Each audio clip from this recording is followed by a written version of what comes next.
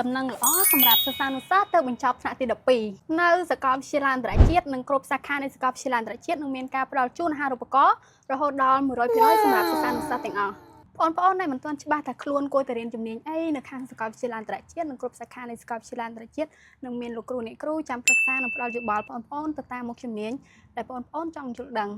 ដូចជាជំនាញគ្រប់គ្រងជំនាញគណនេយ្យជំនាញគ្រប់គ្រងទីផ្សារជំនាញហិរញ្ញវត្ថុនិងធនាគារជំនាញគ្រប់គ្រងសន្តាគារនិងទេសចរហើយនិងជំនាញសេដ្ឋកិច្ចជំនាញផ្សេងៗជាច្រើនទៀតសម្រាប់ការបរិច្ឆេទការចូលរៀនសម្រាប់វគ្គច័ន្ទសុក្រនៅថ្ងៃទី14ខែកញ្ញាឆ្នាំ2026និងវគ្គសៅរ៍អាទិត្យនៅថ្ងៃទី19ខែកញ្ញាឆ្នាំ2026ខាងមុខនេះចំពោះការទទួលពាក្យចុះឈ្មោះចូលរៀននឹងទទួលចាប់ពីថ្ងៃជូនដំណឹងនេះតទៅសម្រាប់ព័ត៌មានលម្អិតអាចសាកសួរព័ត៌មានផ្ទាល់នៅសាកលវិទ្យាល័យអន្តរជាតិក៏បានឬសាកសួរតាមរយៈ Facebook Page របស់សាកលវិទ្យាល័យអន្តរជាតិក៏បានផងដែរកុំភ្លេចណារស់រានមកចុះឈ្មោះនៅសាកលវិទ្យាល័យអន្តរជាតិនិងគ្រប់សាខានៃសាកលវិទ្យាល័យអន្តរជាតិទាំងអស់គ្នាកុំឲ្យខកខានឱកាសដ៏ល្អមួយនេះ